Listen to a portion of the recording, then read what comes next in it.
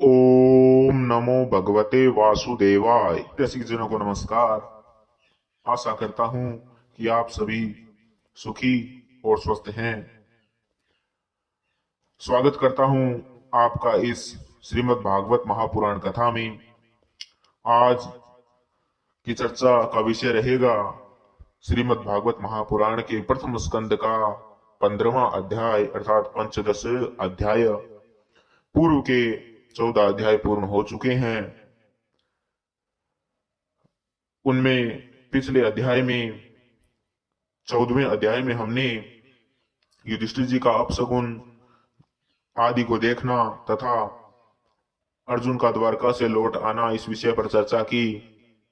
आज अपने इसी श्रेणी में आगे चलते हुए श्री कृष्ण जी की विरह व्यथा से पीड़ित पांडवों का परीक्षित को राज्य सौंपना और खुद का स्वर्ग सिधारना, इस पर चर्चा करेंगे। पुनः एक बार आपका स्वागत करता हूं और बिना विलंब के करते हैं प्रारंभ। सूत जी आगे बतलाते हैं कि भगवान श्री कृष्ण के प्यारे सखा अर्जुन एक तो पहले ही श्री कृष्ण के विरह से बड़े दुखी हो रहे थे। उस पर राजा युधिष्ठिर ने उनकी विषादग्रस्त मुद्रा देखकर उसके विषय में कई प्रकार की आशंकाएं करते हुए उन पर वही प्रश्नों की झड़ी लगा दी। प्रश्न पर प्रश्न पूछने लग गए। शोक से अर्जुन का मुख और हृदय सूख गया था, चेहरा फीका पड़ गया था। वे उन्हीं भगवान श्री कृष्ण के ध्यान में ऐसे डूब रहे थे कि बड़े भाई के प्रश्नों का उत्तर न दे सकी। श्री कृष्ण की आंखों से ओझल हो जाने के कारण वे बड़ी प्रेम जनित उत्कंठा के वशीभूत हो गए थे। रथ हाँकने, टहलने आदि के समय भगवान उनके साथ जो मित्रता, अभिन्न हृदयता और प्रेम से भरे हुए व्यवहार किए थे, उन्हें पल पल याद आने लगी। वही बड़े कष्ट से उन्होंने अपने शोक का वेग रोका, हाथ से नेत्रों के आंसू पोंछे और फिर बड़े रूंधे हुए गले से अपने बड़े भाई महाराज युधिष्ठिर से कहा। क्या कहा कि अर्जुन कहने लगे कि हे महाराज, मेरे ममेरे भाई अथवा अत्यंत घनिष्ठ मित्र का रूप धारण करके श्री कृष्ण ने मुझे तो ठग लिया। मेरे जिस प्रबल पराक्रम से बड़े बड़े देवता भी आश्चर्य में डूब जाते थे, उसे श्री कृष्ण ने मुझसे छीन लिया। जैसे यह शरीर प्राण से रहित होने पर मृतक कहलाता है, वैसे ही उनके क्षण भर के वियोग से यह संसार मुझे बड़ा अप्रिय दिखने लगता है। उनके आश्रय से द्रौपदी स्वयंवर में राजा द्रुपद के घर आए हुए कामोन्नमत्त राजाओं का तेज मैंने हरण कर लिया था। धनुष पर बाण चढ़ाकर मत्स्य वेद किया और इस प्रकार द्रौपदी को प्राप्त किया था। उनकी सन्निधि मात्र से मैंने समस्त देवताओं के साथ इंद्र को अपने बल से जीतकर अग्निदेव को उनकी तृप्ति के लिए खांडव वन का दान कर दिया था और मैं दानव की निर्माण की हुई अलौकिक कला कौशल से युक्त मायामयी सभा प्राप्त की और आपके यज्ञ में सब ओर से आ आकर राजाओं ने अनेकों प्रकार की भेंटें भी समर्पित की। 10,000 हाथियों की शक्ति और बल से संपन्न आपके इन छोटे भाई भीमसेन ने उन्हीं की शक्ति से राजाओं के सिर पर पैर रखने वाले अभिमानी जरासंध का वध किया था। अर्थात ये सब जो पराक्रम पूर्ण कार्य पांडवों ने किए थे, वो सब इनमें समाया हुआ भगवान श्री कृष्ण का ही तो बल था। उसके बाद आगे बतलाते हैं अर्जुन कि उसके बाद उन्हीं भगवान ने उन बहुत से राजाओं को मुक्त किया जिनको जरासंध ने महाभैरव यज्ञ में बलि चढ़ाने के लिए बंदी बना रखा था। उन सब राजाओं ने आपके यज्ञ में अनेकों प्रकार के उपहार दिए थे। महारानी द्रौपदी राजसूय यज्ञ के महान अभिषेक से पवित्र हुए अपने उन सुंदर केशों को, जिन्हें दुष्टों ने बड़ी सभा में छूने का साहस किया था, बिखेर कर तथा आंखों में आंसू भरकर जब श्री कृष्ण के चरणों में गिर पड़ी, तब उन्होंने उसके सामने उसके उस घोर अपमान का बदला लेने की प्रतिज्ञा करके उन दूरतों की स्त्रियों की ऐसी दशा कर दी कि अब वे विधवा हो गई हैं और उन्हें अपने केस अपने ही हाथों खोल देने पड़े हैं। वनवास के समय हमारे वैरी दुर्योधन के षड्यंत्र से 10,000 शिष्यों को साथ बैठाकर भोजन कराने वाले महर्षि दुर्वासा ने हमें दुस्तर संकट में डाल दिया था। उस समय उन्होंने द्रौपदी के पात्र में बची हुई शाक की एक पत्ती का ही भोग लगाकर हमारी रक्षा की थी। उनके ऐसा करते ही नदी में स्नान करती हुई मंडली को ऐसा प्रतीत हुआ कि मानो उनकी तो बात ही क्या, सारी त्रिलोकी तृप्त हो गई हो। अर्थात यहाँ जो प्रसंग आया है ना दुर्वासा ऋषि का, वो मैं आपको बतलाता हूं कि एक बार राजा दुर्योधन ने महर्षि दुर्वासा की बड़ी सेवा की। आपको तो पता है दुर्योधन बड़ा षड्यंत्रकारी था, तो इस सेवा में भी उसका षड्यंत्र छिपा हुआ था। तो उसने क्या किया, महर्षि दुर्वासा की काफी सेवा शुश्रूषा की। तो उससे प्रसन्न होकर दुर्वासा मुनि ने दुर्योधन से वर मांगने को कहा। दुर्योधन ने यह सोचकर कि ऋषि के श्राप से पांडवों को नष्ट करने का अच्छा अवसर है, मुनि से कहा कि हे ब्राह्मण, हमारे कुल में युधिष्ठिर प्रधान है। आप एक काम कीजिए, आप अपने 10,000 शिष्यों सहित उनका आतिथ्य स्वीकार करें भाई, किंतु आप उनके यहां उस समय जाएं जब द्रौपदी भोजन कर ले, जिससे उसे भूख का कष्ट न उठाना पड़े। अर्थात चिकनी चुपड़ी करने लगा वो। उसने कहा कि आप उस समय जाएं उस समय जब द्रौपदी भोजन कर चुकी हो, ताकि बेचारी स्त्री है, उसको भूख का कष्ट न भोगना पड़े। आप पहले जाएंगे तो वो आपको खाना खिलाकर ही खाएगी, इसलिए उसे कष्ट होगा। इस तरीके से बहलाने फुसलाने लगा, क्योंकि वो जानता था कि ऋषि दुर्वासा बड़े क्रोधी हैं और अपने भी बहुत प्रसंग उनके सुन चुके हैं कि वो पल पल भर में ही थोड़ी सी बात के लिए ही श्राप दे दिया करते थे। तो इसी बात का फायदा दुर्योधन उठाने लगा। चूंकि बात क्या थी कि द्रौपदी के पास सूर्य की दी हुई एक ऐसी बटलोई थी, यानी छोटी हांडी जिसे बोलते हैं, मटकी सी वो थी, जिसमें सिद्ध किया हुआ अन्न, अर्थात जिसमें पकाया हुआ अन्न द्रौपदी के भोजन कर लेने के बाद शेष नहीं होता। अर्थात जब द्रौपदी भोजन कर ले तभी खत्म होता था, उससे पूर्व उसमें से कितना ही निकालते जाओ वो खत्म नहीं होता था, किंतु उसके भोजन करने के बाद वह खत्म हो जाता था। दुर्वासा जी दुर्योधन के कथनानुसार उसके भोजन कर चुकने के मत पर मध्याह्न में अपनी शिष्य मंडली सहित वहां पहुंचे और धर्मराज युधिष्ठिर से बोले कि हम नदी पर स्नान करने जाते हैं, तुम हमारे लिए भोजन तैयार रखना। ऐसा कह दिया भाई। इससे द्रौपदी को बड़ी चिंता हुई और उसने अति आर्त होकर आर्त बंधु भगवान श्री कृष्ण की शरण ली, क्योंकि वो तो उसे पता था कि 10,000 शिष्य हैं, खुद ऋषि हैं और इतने भारी मात्रा में बहुत भोजन चाहिए होगा। अगर मैं भोजन ना कर चुकी होती तो इनको तृप्त कर सकती थी, लेकिन अब वो बटलोई तो खाली हो गई, मैंने भोजन कर लिया, अब क्या करूं। चिंता में पड़ गई और भगवान श्री हरि की शरण ली गई।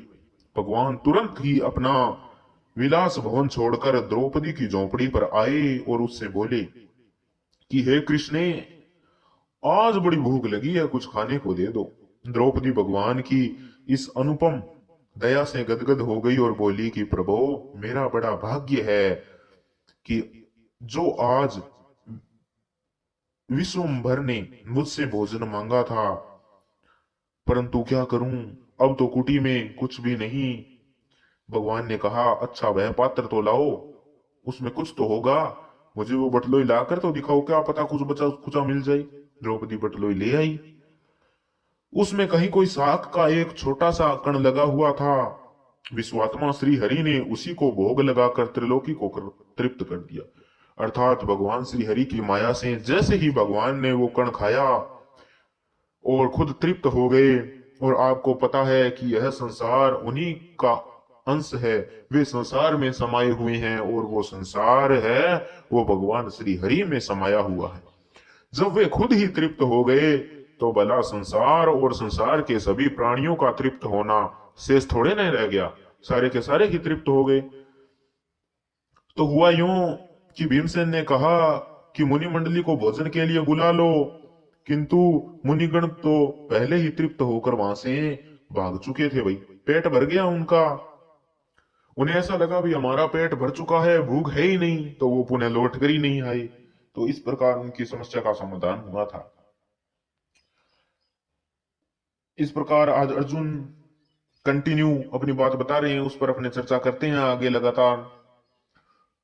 फिर आगे कहते हैं वो कि उनके प्रताप से मैंने युद्ध में पार्वती सहित भगवान शंकर को आश्चर्य में डाल दिया था, तथा उन्होंने मुझको अपना पाशुपत नामक अस्त्र दिया था। साथ ही दूसरे लोकपालों ने भी प्रसन्न होकर अपने अपने अस्त्र मुझे दिए, और तो क्या उनकी कृपा से मैं इस शरीर से स्वर्ग में गया और देवराज इंद्र की सभा में उनके बराबर आधे आसन पर बैठने का सम्मान भी मैंने प्राप्त किया था। ये सब श्रीहरि की ही तो कृपा थी। उनके आग्रह से जब मैं स्वर्ग में ही कुछ दिनों तक रह गया, तब इंद्र के साथ समस्त देवताओं ने मेरी इन्हीं गांडीव धारण करने वाली भुजाओं का निवात कवच आदि दैत्यों को मारने के लिए आश्रय लिया। हे महाराज, यह सब जिनकी महती कृपा का फल था, उन्हीं पुरुषोत्तम भगवान श्री कृष्ण ने मुझे आज ठग लिया। हे महाराज, कौरवों की सेना भीष्म, द्रोण आदि अजय महामत्स्यों से पूर्ण अपार समुद्र के समान दुस्तर थी, परंतु उनका आश्रय ग्रहण करके अकेले ही रथ पर सवार हो मैंने उसे पार कर लिया, अर्थात सभी को जीत लिया। उन्हीं की सहायता से आपको याद होगा कि मैंने शत्रुओं से राजा विराट का सारा गौधन तो वापिस ले ही लिया था, साथ ही उनके सिरों पर से चमकते हुए मणिमय मुकुट तथा अंगों के अलंकार तक छीन लिए थे।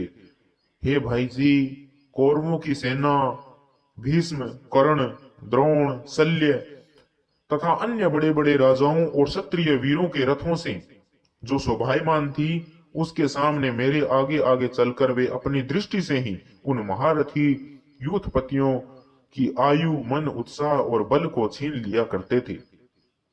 द्रोणाचार्य, भीष्म, कर्ण, भूरिश्रवा, सुशर्मा, शल्य, जयद्रथ और बहलीक आदि वीरों ने मुझ पर अपने कभी न चूकने वाले अस्त्र चलाए, परंतु जैसे हिरण्यकश्यपु आदि दैत्यों के अस्त्र शस्त्र भगवत भक्त प्रहलाद का स्पर्श नहीं कर पाए, वैसे ही उनके सारे अस्त्र शस्त्र मुझे भी नहीं छू पाए। यह श्री कृष्ण के भुजदंडों की छाया में रहने का ही तो प्रभाव था। आगे कहते हैं कि श्रेष्ठ पुरुष संसार से मुक्त होने के लिए जिनके चरण कमलों का सेवन करते हैं, जिनके चरण कमलों की शरण लेते हैं, अपने आपातक को, और अर्थात मतलब खुद को, स्वयं को, अपने आप तक को दे डालने वाले उन भगवान को मुझ दुर्बुद्धि ने सारथी तक बना डाला। अहो, जिस समय मेरे घोड़े थक गए थे और मैं रथ से उतरकर पृथ्वी पर खड़ा था, उस समय बड़े बड़े महारथी शत्रु भी मुझ पर प्रहार न कर सके, क्योंकि श्री कृष्ण के प्रभाव से उनकी मति मरी गई थी। हे महाराज, माधव के उन्मुक्त और मधुर मुस्कान से युक्त विनोद भरे एवं हृदय स्पर्शी वचन और उनका मुझे पार्थ, अर्जुन, सखा, कुरुनंदन आदि सब कहकर पुकारना मुझे याद आने पर मेरे हृदय में उथल पुथल मच जाती है। सोने, बैठने, टहलने और अपने संबंध में बड़ी बड़ी बातें करने तथा भोजन आदि करने में हम प्रायः एक साथ रहा करते थे। किसी किसी दिन मैं व्यंग्य से उन्हें कह बैठता कि हे मित्र, तुम तो बड़े सत्यवादी हो। उस समय वे महापुरुष अपनी महानुभावता के कारण जैसे मेरे मित्र अपने मित्र का और पिता अपने पुत्र का अपराध सह लेता है, वे उसी प्रकार मुझ दुर्बुद्धि के अपराधों को सह लिया करते थे, अर्थात बुरा नहीं मानते थे। हे महाराज, जो मेरे सखा, प्रिय मित्र नहीं नहीं, मेरे हृदय ही थे। उन्हीं पुरुषोत्तम भगवान से मैं रहित हो गया हूँ। भगवान की पत्नियों को द्वारका से अपने साथ ला रहा था, परंतु मार्ग में दुष्ट गोपों ने मुझे एक अबला की भांति हरा दिया और मैं उनकी रक्षा भी न कर सका। वहीं भगवान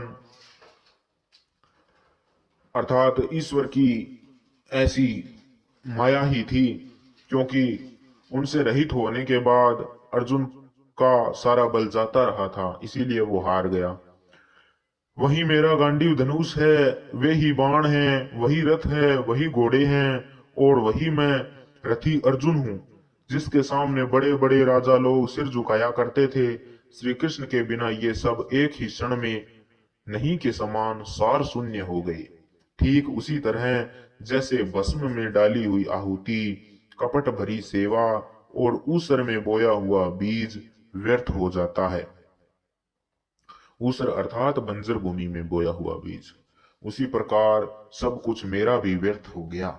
हे राजन, आपने द्वारकावासी अपने जिन सुहृद संबंधियों की बात पूछी है, वे ब्राह्मणों के शापवश मोहग्रस्त हो गए और वारुणी मदिरा के पान से मदोन्मत्त होकर अपरिचितों की भांति आपस में ही एक दूसरे से भिड़ गए और घूंसों से मार पीट करके सब के सब नष्ट हो गए।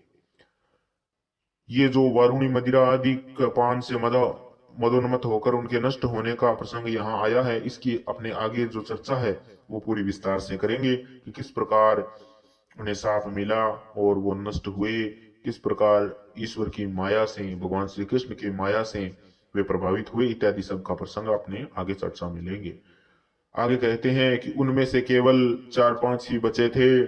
वास्तव में यह सर्वशक्तिमान भगवान की ही लीला है कि संसार के प्राणी परस्पर एक दूसरे का पालन पोषण भी करते हैं और एक दूसरे को मार भी डालते हैं। हे राजन, जिस प्रकार जलचरों में बड़े जंतु छोटों को, बलवान दुर्बलों को एवं बड़े और बलवान भी परस्पर एक दूसरे को खा जाते हैं, उसी प्रकार अतिशय बली और बड़े यदुवंशियों के द्वारा भगवान ने दूसरे राजाओं का संहार कराया। तत्पश्चात यदुवंशियों के द्वारा ही एक दूसरे यदुवंशी का नाश करा के पूर्ण रूप से पृथ्वी का भार उतार दिया भाई। अर्थात उन्हीं यदुवंशियों के द्वारा अन्य बलवानों का मानमर्दन करवाया, अन्य दुष्टों का संहार करवाया और अंत में उन्हीं का संहार भी आपस में करवा दिया। भगवान श्री कृष्ण ने मुझे जो शिक्षाएं दी थी वे देश, काल और प्रयोजन के अनुरूप तथा हृदय के ताप को शांत करने वाली थी। स्मरण आते ही हमारे चित्त का हरण कर लेती है। अर्थात उनकी कही हुई बातें जब मुझे याद आती है तो मेरा चित्त हर लेती है। उसमें से सारे विकारों को बाहर निकाल दिया कि जो सारे विकार थे वो उन्हीं श्री कृष्ण की प्रेम भक्ति से बाहर निकल गए थे। उन्हें युद्ध के प्रारंभ में भगवान के द्वारा उपदेश किया हुआ गीता ज्ञान पुनः स्मरण हो आया, जिससे काल के व्यवधान और कर्मों के विस्तार के कारण प्रमादवश कुछ दिनों के लिए विस्मृति हो गई थी। ब्रह्म ज्ञान की प्राप्ति से माया का आवरण भंग होकर गुणातीत अवस्था प्राप्त हो गई। द्वैत का संशय निवृत्त हो गया, सूक्ष्म शरीर भंग हुआ, वे शोक एवं जन्म मृत्यु के चक्र से सर्वथा मुक्त हो गए। भगवान के स्वधाम गमन और यदुवंश के संहार का वृतांत सुनकर निश्चलमती युधिष्ठिर ने स्वर्गारोहण का निश्चय किया। कुंती ने भी अर्जुन के मुख से यदुवंशियों का नाश और भगवान के स्वधाम गमन की बात सुनकर अनन्य भक्ति से अपने हृदय को भगवान श्री कृष्ण में लगा दिया और सदा के लिए इस जन्म मृत्यु रूप संसार से अपना मुंह मोड़ लिया भाई। भगवान श्री कृष्ण ने लोक दृष्टि में जिस यादव शरीर से पृथ्वी का भार उतारा था उसका वैसे ही त्याग कर दिया, जैसे कोई कांटे से कांटा निकालकर फिर दोनों को फेंक दे, अर्थात कांटा लगा है उसी कांटे को दूसरे कांटे से निकाला और फिर दोनों ही कांटों को फेंक दिया। भगवान की दृष्टि में दोनों ही समान थे। जैसे वे नट के समान मत्स्य आदि रूप धारण करते हैं और फिर उनका त्याग कर देते हैं, वैसे ही उन्होंने जिस यदुवंश यादव शरीर से पृथ्वी का भार दूर किया था उसे त्याग भी दिया, और जिनकी मधुर लीलाएं श्रवण करने योग्य हैं, उन भगवान श्री कृष्ण ने जब अपने मनुष्य के शरीर से इस पृथ्वी का परित्याग कर दिया, उसी दिन विचारहीन लोगों को अधर्म में फंसाने वाला कलयुग इस धरती पर आ धमका। महाराज युधिष्ठिर से कलयुग का फैलना छिपा न था, वे सब कुछ जानते थे। उन्होंने देखा देश में, नगर में, घरों में और प्राणियों में लोभ, असत्य, छल, हिंसा आदि अधर्मों की बढ़ती हो गई है, अर्थात आदि अधर्म बढ़ने लगे हैं। तब उन्होंने महाप्रस्थान का निश्चय किया। उन्होंने अपने विनयी पोते परीक्षित को, जो गुणों में उन्हीं के समान था, समुद्र से गिरी हुई पृथ्वी के सम्राट पद पर हस्तिनापुर में अभिषिक्त किया। उन्होंने मथुरा में सूरसेनाधिपति के रूप में अनिरुद्ध के पुत्र वज्र का अभिषेक किया। इसके बाद समर्थ युधिष्ठिर ने प्रजापत्य यज्ञ करके आवाहनीय आदि अग्नियों को अपने में लीन कर दिया, अर्थात गृहस्थाश्रम के धर्म से मुक्त होकर उन्होंने संन्यास ग्रहण कर लिया। युधिष्ठिर ने अपने सब वस्त्र आभूषण आदि वहीं छोड़ दिए एवं ममता और अहंकार से रहित होकर सारे बंधन काट डाले। उन्होंने दृढ़ भाव से वाणी को मन में, मन को प्राणों में, प्राणों को अपान में और अपान को उसकी क्रिया के साथ मृत्यु में तथा मृत्यु को पंचभूतमय शरीर में लीन कर लिया। इस प्रकार शरीर को मृत्यु रूप अनुभव करके उन्होंने इस त्रिगुण में मिला दिया। त्रिगुण को मूल प्रकृति में, सर्व कारण रूपा प्रकृति को आत्मा में और आत्मा को अविनाशी ब्रह्मा में विलीन कर दिया। उन्हें यह अनुभव होने लगा कि यह संपूर्ण दृश्य प्रपंच ब्रह्म स्वरूप है। इसके पश्चात उन्होंने शरीर पर चिर वस्त्र धारण कर लिया, अन्न जल का त्याग कर दिया, मौन ले लिया और केस खोलकर बिखेर लिए। वे अपने रूप को ऐसा दिखाने लगे जैसे कोई जड़ या उन्मत्त पिशाच हो। फिर वे बिना किसी की बाट देखे तथा बहरे की तरह बिना किसी की बात सुने घर से निकल पड़े। हृदय में उस पर ब्रह्मा का ध्यान करते हुए, जिसको प्राप्त करके फिर लौटना नहीं होता, उन्होंने उत्तर दिशा की यात्रा की, जिस ओर पहले बड़े बड़े महात्मा जन भी जा चुके थे, उसी दिशा में चले गए। भाई भीमसेन ने, अर्जुन आदि युधिष्ठिर के छोटे भाइयों ने भी देखा कि अब पृथ्वी में सभी लोगों को अधर्म के सहायक कलयुग ने प्रभावित कर डाला है। इसलिए वे भी श्री कृष्ण चरणों की प्राप्ति का दृढ़ निश्चय करके अपने बड़े भाई के पीछे पीछे चल दिए।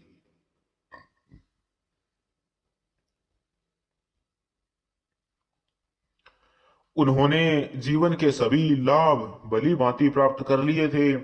इसलिए वे निश्चय करके कि भगवान श्री कृष्ण के चरण कमल ही हमारे परम पुरुषार्थ है, उन्हें हृदय में धारण किया। पांडवों के हृदय में भगवान श्री कृष्ण के चरण कमलों के ध्यान से भक्ति भाव उमड़ आया।